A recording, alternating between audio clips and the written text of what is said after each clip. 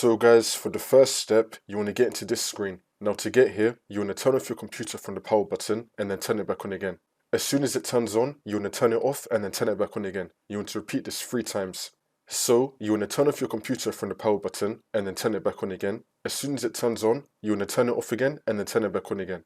You want to repeat this 3 times, and then on the 4th time when your computer turns on, it will then take you into this screen. It's going to be saying that your PC did not start correctly. You want to click on Advanced Options. And now once we're here, we're going to click on Troubleshoot, Advanced Options, and then Command Prompt. If you do not see Command Prompt in this list, then you want to click on See More Recovery Options. Then it should appear right here.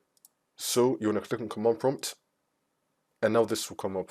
And now once we're on this, we're going to type in bcdedit space / set space recovery enabled space no, and then click on Enter. And now for the last step, we're just going to close out of this.